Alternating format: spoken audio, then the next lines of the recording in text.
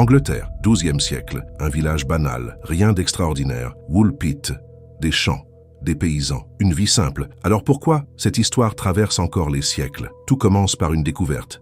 2 enfants, abandonnés, au fond d'un trou destiné à piéger des loups. Déjà, quelque chose cloche. Pourquoi seraient-ils là? Mais ce n'est rien comparé à ce que les villageois découvrent ensuite. Ils s'approchent, ils regardent, et là, silence. Leur peau, verte, pas pâle, pas sale, verte, comme si leur corps n'était pas censé exister ici. Alors première question, maladie? Mais non, parce que leur comportement est encore plus étrange. Ils ne parlent pas, ou plutôt, ils parlent, mais personne ne comprend. Une langue inconnue, totalement étrangère. Et là, une deuxième question apparaît. Comment 2 enfants peuvent-ils exister sans appartenir à aucun monde connu? Les enfants sont emmenés au village. Et immédiatement, un problème surgit. Ils refusent de manger. Tout, absolument tout. Pain, viande, soupe. Ils repoussent. Pourquoi? Faim? Non. Ils sont affamés, mais ils refusent. Comme si la nourriture elle-même leur était étrangère. Comme si ce monde n'était pas le leur. Les jours passent. Ils s'affaiblissent. Et là, un détail change tout. Un paysan apporte des fèves fraîches. Et soudain, tout bascule. Il se jette dessus. Il mange, avec une urgence presque animale. Pourquoi uniquement ça? Pourquoi reconnaître un seul aliment dans un monde entier? Et là, une révélation s'impose. Ces enfants ne viennent peut-être pas d'ici. Le garçon meurt, sans raison claire. Pas de blessure, pas de maladie visible. Juste, il s'éteint. Et ça pose une question dérangeante.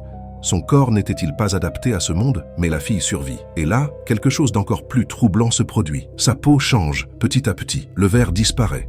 Pourquoi? Adaptation ou transformation? Et quand elle commence à parler, tout devient encore plus étrange. Elle raconte, calmement. Elle ne vient pas d'ici. Elle vient d'un autre endroit. Un endroit où le soleil ne brille jamais vraiment. Un monde plongé dans une lumière étrange. Un monde où tout le monde est comme elle, vert. Alors pose-toi la vraie question. Et si elle disait la vérité? Elle appelle cet endroit la terre de Saint-Martin. Un nom inconnu, introuvable. Alors est-ce une invention? Peut-être. Mais écoute la suite. Elle raconte un moment précis, un jour normal.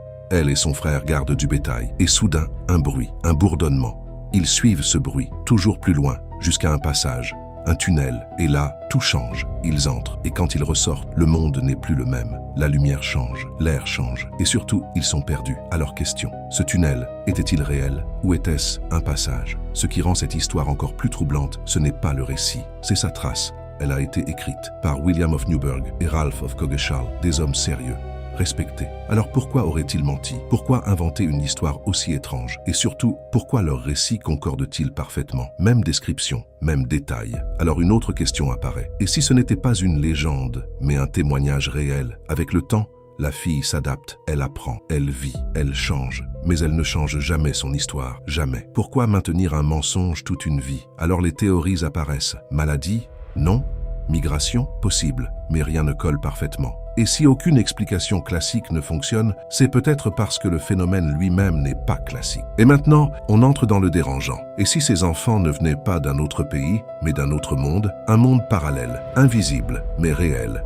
Le tunnel, le bruit, la lumière, tout correspond, comme une transition. Alors question, et si certains endroits sur Terre étaient des passages? Aujourd'hui encore, aucune explication ne tient, aucune. Et c'est ça le plus troublant, parce que malgré tout, le mystère reste entier. Alors dernière question, et si ce n'était pas une histoire, mais une faille? Mais attends, si cette histoire est réelle, alors il y a un problème, parce que ce genre de phénomène n'arrive jamais une seule fois. Alors pose-toi la question, et si ce n'était pas un cas isolé? Parce que dans certains récits anciens, on retrouve des détails similaires, des personnes qui parlent de lieux étranges, de lumières anormales, de transitions brutales. Coïncidence ou schéma caché? Parce que si ces enfants ont réellement traversé quelque chose, alors ce quelque chose existe encore, quelque part, invisible, silencieux et surtout accessible. Revenons à la fille, parce qu'un détail change tout. Elle ne décrit pas son monde comme étrange, elle le décrit comme normal. Alors inverse la question. Et si ce n'était pas elle qui venait d'ailleurs,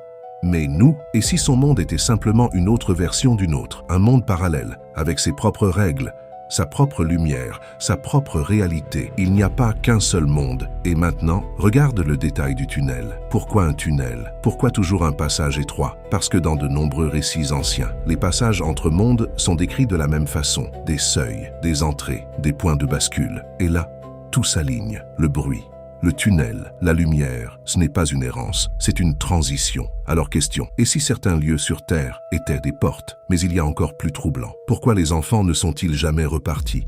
Pourquoi ne pas chercher à revenir? Et là, une hypothèse apparaît. Et si le passage ne fonctionnait que dans un sens, comme une chute, sans retour? Alors imagine, tu avances, tu entends un bruit, et en quelques secondes, tu perds tout, ton monde, ta vie, sans possibilité de revenir. Et maintenant, le détail le plus inquiétant. La fille s'adapte, mais elle ne retrouve jamais son monde. Jamais. Pourquoi? Parce que peut-être elle a compris que c'était fini, que ce passage ne s'ouvrirait plus. Et là, le silence prend un autre sens. Ce n'est plus du mystère, c'est une perte. Mais il y a une autre possibilité. Et si ces enfants n'étaient pas les seuls? Et si d'autres passages existaient encore aujourd'hui? Alors pose-toi cette question. Combien de personnes ont disparu sans explication? Et si certaines n'étaient pas mortes, mais ailleurs, dans un autre monde? Regarde cette histoire autrement, pas comme une légende, mais comme un indice, un fragment, une anomalie. Parce que ce qui dérange, ce n'est pas ce qu'elle explique, c'est ce qu'elle suggère. Elle ouvre une possibilité. Et si notre réalité n'était pas unique? Aujourd'hui encore, aucune réponse ne tient complètement.